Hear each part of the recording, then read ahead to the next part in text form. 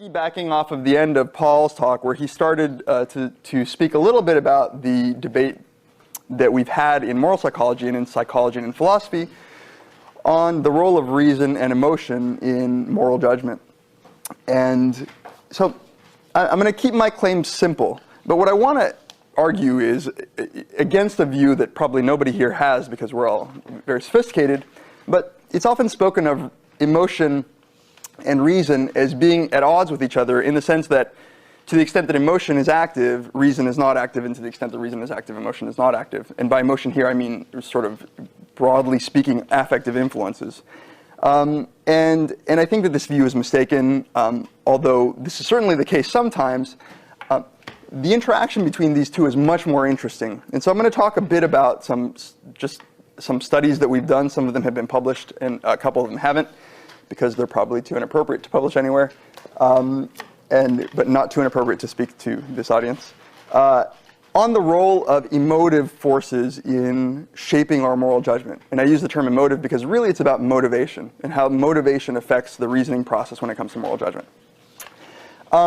So there are a variety of ways that emotional processes affect reason in a nuanced way. And I just want to briefly mention one way in which this is the case that we have some evidence for in work I've done with some people here and work that Jon and his colleagues have done, showing that disgust sensitivity, just a simple tendency to experience an emotion, can actually, on one account, an account that we believe, although we don't have good causal evidence for, that a simple tendency to experience certain kinds of emotions can shape beliefs over time. And so we've shown that disgust sensitivity, that is, people who are more likely to be disgusted, over time end up developing certain kinds of moral views. So in particular, we've shown that not only are people more politically conservative if they're more disgust sensitive, but they specifically are more politically conservative in the following ways. They tend to adhere to a certain kind of moral view that the Conservative Party in recent years in the United States has endorsed, that is characterized by being against homosexuality, against abortion. So what we've shown is that people who are higher in disgust sensitivity, that is, people who are more easily disgusted, actually seem to have these views. This is, one way of thinking of this is that early differences in emotional styles can actually shape the kinds of things that you find persuasive. It's not a simple case of an emotion is influencing me, therefore my reason is shut off and I'm influenced by this gut reaction, which certainly happens, but it's a more complex view of the interaction. But what I'm going to talk about today is a different kind of interaction between emotion and reason, and I'm going to use an example of moral principles. And by moral principles, I mean moral principles in the way that many people have, normative ethicists and developmental psychologists have used the term moral principles, which is to say a sort of guiding general principle that leads to specific judgments, right? That is, the reason we use moral principles, or at least the reason people think we ought to use moral principles, is that anytime we make a specific moral claim, like say murdering babies is wrong, maybe that one's too obvious, but any singular moral claim can't be defended. They're unlike empirical facts, which a lot of people have pointed out. They can't simply be defended by, say, going to Wikipedia and saying, see, here it shows that murdering babies is wrong. It takes a different kind of evidence to back up a moral claim, right? You can't, there is no yardstick, there is no polling that you can do, although in some cases, as some people have argued, there is evidence for certain kinds of moral claim. A lot of them require the defense that comes in the form of a principle, right? Moral principles provide justification because you can't just say homosexuality is wrong. Why? Well, just because. Usually, the rhetoric is you provide some overarching principle. And this overarching principle has been considered, sort of the use of these principles has been considered the hallmark of moral reasoning by, for instance, Lawrence Kohlberg and his colleagues. And the reason that it seems so powerful is because it's a broader principle that is invariant across a whole bunch of similar situations, right? So it's an invariant principle, just like a mathematical principle would apply to specific math problems. So I don't need to discuss this too much here because it's already been explained and you probably already know, but two of the biggest, sort of the most popular moral principles that philosophers and psychologists have talked about are consequentialist defenses. So that is, if you have to use a rule, a general rule to determine what's right and what's wrong, you might say, well, what's right and what's wrong is solely determined by the outcome of any given act. So this one broad rule that one might call utilitarian or consequentialist, the more broad term. Or you might say the way that we determine whether something is right or wrong is, and then here you would appeal to any of a number of deontological rules, such as the murder of innocent people is always wrong no matter what. Now, these two have been pit against each other many times by philosophers. I should say that they're not always in conflict, obviously, but the interesting cases have been when they are in conflict. And Josh earlier talked to us about trolley problems as these sort of paradigmatic examples that you can use. You referred to them as the fruit flies of moral psychology, because you can look at people's responses to trolley problems and other similar dilemmas that pit consequentialism and deontological principles against each other. So, the way that traditionally we've looked, psychologists and philosophers have understood this is, you're confronted with a moral situation. You see a possible moral violation, and you say, is there a principle that might speak as to the moral, whether this is morally wrong or not? And so you choose the appropriate moral principle, whether it's consequentialism or some sort of deontological rule, and you say, aha, it applies here, and then you say, therefore, this act is wrong. What I want to present today is some evidence that this is in fact not the way we do it. Rather, what happens is, there's a deep motivation we have to believe certain things about the world. And some of these things are moral things. So we have a variety of moral views, specific moral claims that we all hold to be true, that we believe first and foremost, aside from any principled justification. And then what happens is that we recruit evidence in the form of a principle. Because the principle is so rhetorically powerful, right? Because it's convincing to somebody else. You can say, well, this is wrong because it causes harm to a large group of people. So I'm going to be borrowing from a large tradition in social psychology that says, it's not that we don't reason. In fact, we reason a whole lot.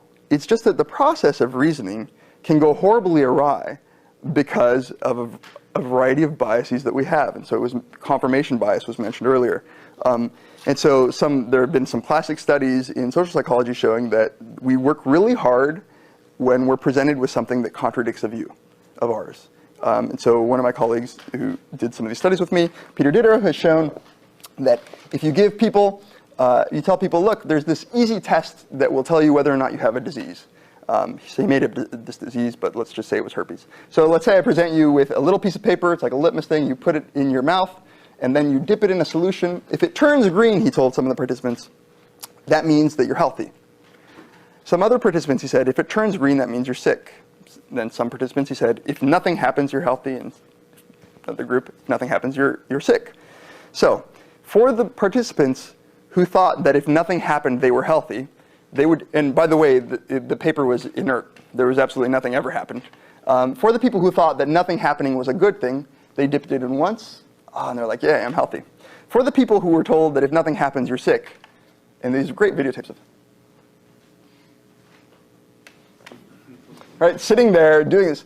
And this is a nice metaphor for what goes on in our mind when we're confronted with something that goes against one of our beliefs. We're very motivated to find whatever evidence we can that we are actually right. So one of the reasons I started thinking about this came from early experiences when I realized that when I would ask my parents certain things, like, I remember the first time I asked my parents about Hiroshima and Nagasaki. I said, well, this kind of seems wrong, right? So I said, Mom, Dad, what? I was 23 at the time. No. So Mom, Dad, this doesn't seem right. And so the answer they gave me was, well, if it weren't for us dropping bombs in Hiroshima and Nagasaki, the war would have lasted a lot longer, a lot more people would have died, and so it was the right thing to do. Very consequentialist justification.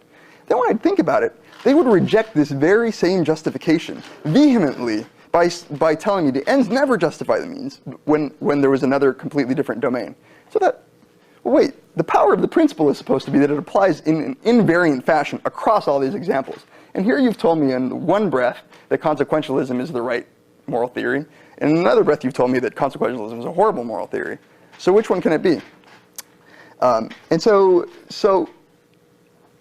when I got the chance to actually do these studies, what we did was we put together some studies that would test out this very hypothesis. That is, that what is going on is that people have a moral toolbox. That is, we are very capable of engaging in principled reasoning using deontological principles or consequentialist principles, and that what we do is simply pull out the right moral principle whenever it agrees with our previously held position. And this is contrary to what Josh has shown, but on the face of it, I don't think it's contrary at a deeper level, which is to say, oftentimes the whole tradition in moral philosophy and in moral psychology, porting over these trolley examples, they've always said, Jones and Smith, right, or person A, person B, Bob and Alice. And what Josh and others have shown is that people have a default toward deontological principles, but that if you get them to think hard enough, they'll often go with a consequentialist example. But what we were interested in, given the experience that I and my co-authors had had in actual moral discussions, where it wasn't person A, person B, Jones and Smith, it was actually your friend or your country or your basketball team or something. These situations in which we engage in moral reasoning in everyday life are infused with a motivation to favor your side or to to argue that you're right. And so, we sought to sort of design a set of experiments that would test whether or not this was actually the case. Would people appeal or endorse explicitly a principle that justified what they believed to be true, and claim that it was invariant, while at the same time denying that principle whenever the opportunity arose to engage in criticizing a moral view that they opposed? So, what we did was we tried to find a natural source of motivation, and politics provides this wonderful natural source of motivation for moral beliefs, because so much of politics, as I think Jon Haidt has most nicely pointed out, really is about moral differences, right? So we wanted to look at conservatives and liberals and their moral views and their appeal to these explicit moral principles, and whether or not they would really show the invariant sort of psychology that philosophers and psychologists have assumed that we're supposed to use, or whether they would actually just sort of use whatever principle justified their belief. So what we did was, to bring some trolleyology back into the mix, what we did was we used a modified version of the footbridge. As Josh described this morning, the footbridge dilemma is where one person, 5 people are trapped on train tracks, and there's one large person that you can push off. Most people find this morally abhorrent, and they would never push it off. But we manipulated it a little bit. So what we told people was, we gave the large man a name. So we told half of the people that they were in a situation where there were a large number of people that were going to get killed by a bus unless they pushed a very large man off of a footbridge. What we manipulated was whether the guy's name was Tyrone Payton or whether his name was Chip Ellsworth III. Right, so we took this to be a valid measure, valid manipulation of race, and in fact, because reviewers ask for such things, turns out, yes, most people think Tyrone is black and most people think Chip is white. And so we simply asked people, look, would you push Chip Ellsworth III, or would you push Tyrone Payton? And we also asked people to indicate simply on a 7-point scale whether they were, 1 meant they were liberal, 7 meant they were conservative. And in case you're curious, this simple one-item measure of liberal conservative is correlated with much larger and more detailed measures of political orientation, and it predicts voting behavior and all the things that you might want. And what we found was that, in fact, when we asked people, was this morally appropriate? Do you agree with what the person did? And really critically, when we asked people the general principle, we said, do you agree with the following? Sometimes it's necessary to kill innocent people for the sake of saving greater numbers of lives. Right? It's a very, very straightforward principle. What we found was that liberals, when they were given Chip Ellsworth III, were more than happy to say, well, clearly consequentialism is right. You push the guy, right? You got to save the people. In some studies, we had it saving a bunch of black people. In some studies, we had it saving a bunch of white people. Not in every study. And conservatives, so self-reported conservatives, actually reported the opposite. is they were more likely to say, Tyrone Payton, well, yeah, consequentialism is the right moral theory. And when asked about the general principle, they endorsed the general principle. Now, we did this both at UC Irvine, and then we wanted to find a sample of more sort of real people. So we went in Orange County out to a mall, and we got people who were actually Republicans and actually Democrats, not wishy-washy college students. And the effect just got stronger. And so this was using a lifeboat dilemma where one person has to be thrown off the edge of a lifeboat in order to save everybody. And again, Tyrone Payton Shipellsworth III replicated the finding, but the bars are even stronger, right? And really the effect, just so you know, if you're wondering whether this is that conservatives are racist, it may be that conservatives are racist, but it appears in these studies that it's driven by liberals saying that they're more likely to, so we used to call this the kill whitey study. It appears driven by a liberal aversion to killing, to sacrificing Tyrone, and not in this case to the conservatives. Although if you want evidence that conservatives are more racist, I'm sure it's there. So, well, we thought, okay, we replicated this using this traditional trolley example. Let's look at another moral example that might be a bit more relevant and a bit more realistic. So this time we asked students, again at UC Irvine, we said, here's a scenario in which there are a group of soldiers who are mounting an attack against the opposing military force. And they know, this is a classic double effect case from philosophy, where the military leaders knew that they would unintentionally kill civilians in the military act. So they didn't want to, but they foresaw that it would happen, right? What we manipulated was whether or not we described American soldiers in Iraq who were mounting an attack against Iraqi insurgents, and in this case, Iraqi civilians, innocent Iraqi civilians would die. And the other half read about Iraqi insurgents attacking American forces. In this case, innocent American civilians would die. And what we found, again, was when we asked people whether they were liberal or conservative, and we look at the split, I'll just read you quickly. Recently, an attack on Iraqi insurgents leaders was conducted by American forces. The attack was strategically directed at a few key rebel leaders. It was strongly believed that eliminating these key leaders would cause a significant reduction in the casualties of American military forces and American civilians. It was known that in carrying out this attack, there was a chance of Iraqi civilian casualties. Although these results were not intended and American forces sought to minimize the death of civilians, they did it anyway. Sure enough, they do it, and civilians die. Now we ask people, is this morally permissible? Is it okay to carry out a military attack when you unintentionally but foreseeably are going to kill civilians? And what you get again is a flip. This time it really seems to be more motivated by a liberal bias against, for the action of the Iraqi insurgents. All right, so we called this the reasons for treason study. But you get a more natural crossover effect here, such that conservatives are more likely to say consequentialism again here is true, right? Sometimes innocent people just have to die. When it's Iraqi civilians dying, and liberals are more likely to say consequentialism is true when American civilians are dying, and the converse is also true. So across these studies, we showed in a few trolley scenarios and in this military action scenario that in fact it's not that people have a natural bias toward deontology or a natural bias toward consequentialism. What appears to be happening here is that there is a motivated endorsement of one or the other whenever it's convenient, right?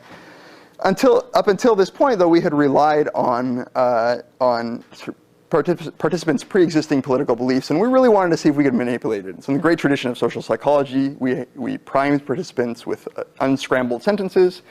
So half of the participants got a task where they were supposed to unscramble sentences, and one of the words embedded in the sentence had to do with patriotism, and the other half got words that had to do with multiculturalism.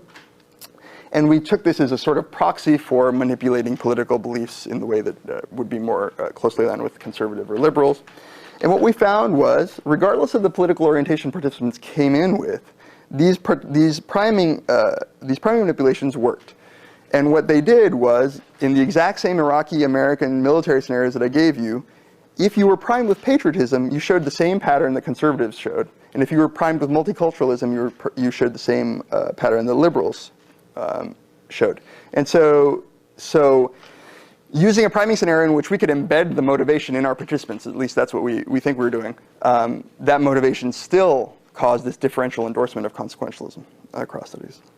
So I just want to tell you, we've done this with a whole bunch of other scenarios, but importantly, if you ask participants after they take the exam, after they do the study, whether or not race should play a role, whether or not nationality should play a role in these moral dilemmas, whether they've taken them, whether they've never taken them, we just simply ask them, do you think nationality or race should play a role in moral dilemmas?